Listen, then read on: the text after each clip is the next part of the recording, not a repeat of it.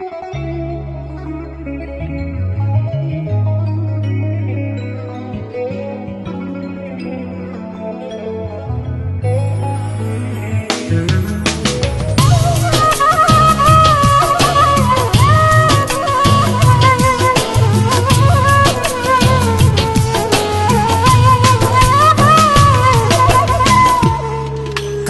mahkumuyum, bahtım karalı.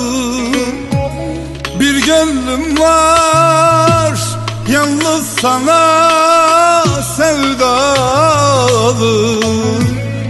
Aramızda karlı dağlar sıralı. Bekle beni, döneceğim az kaldı.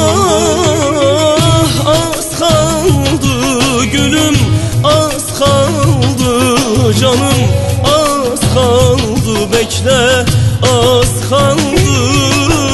Günler geçecek, hasret dinecek, cezam bitecek, az kaldı.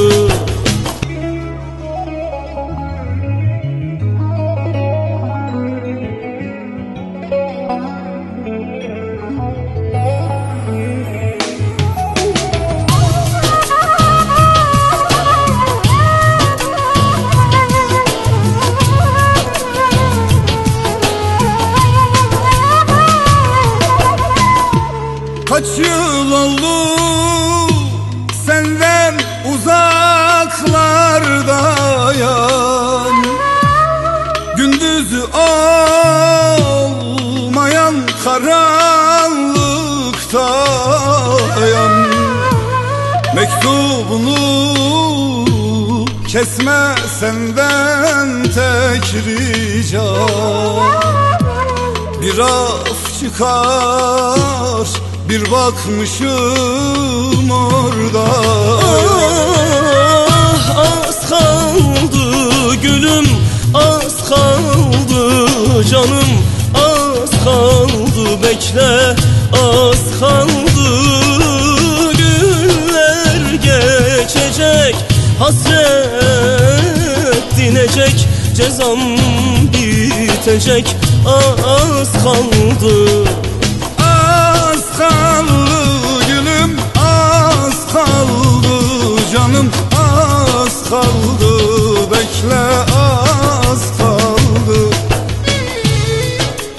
Baharı unuttum, kışlarda kaldım. Sen yeşerdin çıktın, ben ise soldum. İki damla yaşın gözümde dondum. Ya zalim yar. Ellerimi ellerine al yar, yüreğimi kalbine sar yar. Sensizliği bir de bana sor ya zalim. Sen nasıl bir aşksın, nasıl sevdasın, gönlümde kanayan derin yaramsın. Kaybolan gençliğim, ilk göz ağrımsın. Ya zalim ya. Sevgine aldandım, sevgine kandım.